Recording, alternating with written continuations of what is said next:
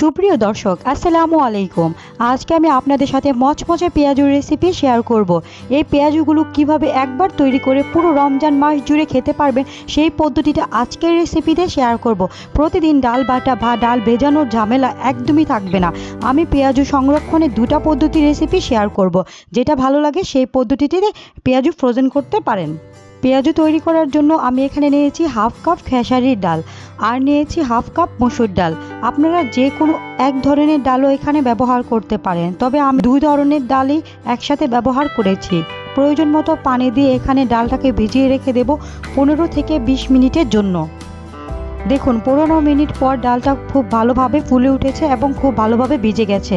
এখন পরিষ্কার করে ধুয়ে একটি ব্লেন্ডারে বিট করে নিয়েছি। ডালটাকে আমি আধা ভাঙ্গা করে নিয়েছি, আপনারা চাইলে পাটায়ও বেটে নিতে পারেন। এখন ডালটাকে একটি সাইডে রেখে দেব। অন্য একটি মিক্সিং বলে নিয়ে নেব হাফ কাপ পেঁয়াজ কুচি, 2 থেকে 3টি কাঁচামরিচ কুচি, 2 টেবিল চামচ পরিমাণ ধনিয়া পাতা কুচি, 1 চা চামচ আদা রসুন বাটা, হাফ চা চামচ লবণ, হাফ চা চামচ মরিচের গুঁড়ো, হাফ চা চামচ হলুদের গুঁড়ো, হাফ চা চামচ গরম মশলার গুঁড়ো। এখন প্রথমে একসাথে উপকরণগুলো খুব ভালোভাবে মিশিয়ে নেব।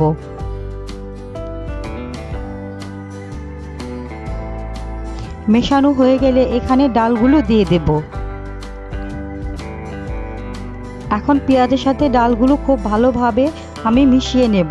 মেশানো হয়ে গেলে এই পর্যায়ে ডালটিকে আপনারা একটি বক্সে রেখে ডিপ ফ্রিজে আপনারা সংরক্ষণ করতে পারেন। যখন ভাজবে তখন ডিপ ফ্রিজ থেকে বের করে আপনারা এই ডালগুলো ভেজে নিতে পারেন। এখন এখান থেকে অল্প একটু ডাল নিয়ে আমি এইভাবে পেঁয়াজুর শেপ দিয়ে নেব। এখন আমি একটি ট্রের মধ্যে এই পেঁয়াজগুলো দিয়ে ফ্রিজে রেখে দেব 3 থেকে 4 ঘন্টার জন্য। অন্য পেঁয়াজগুলো এখন আমি তেলে ভেজে নেব। চুলায় আমি আগে থেকে তেল গরম করে রেখেছি। এখন একে একে আমি এখানে পেঁয়াজগুলো দিয়ে দিচ্ছি। আপনারা একসাথে অনেকগুলো পেঁয়াজু ভেজে নিতে পারেন।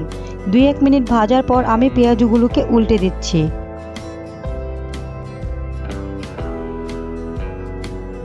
আবারও 2 মিনিট ভাজার পর পেঁয়াজগুলোকে উল্টে দিচ্ছি।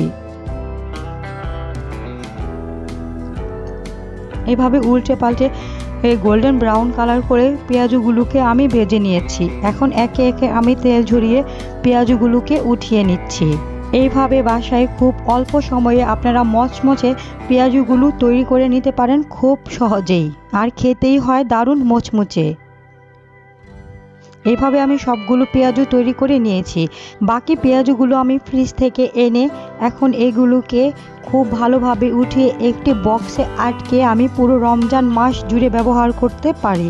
আপনারা চাইলে এই পদ্ধতিটাও অবলম্বন করতে পারেন। এখন একটি পেঁয়াজু ভেঙে দেখাচ্ছি কতটা সুন্দর এবং মচমচে হয়েছে। আশা করব আমার আজকের রেসিপি ভালো লেগেছে। রেসিপি ভালো লেগে থাকলে প্লিজ আমার চ্যানেলটি সাবস্ক্রাইব করে রাখবেন। আল্লাহ হাফেজ।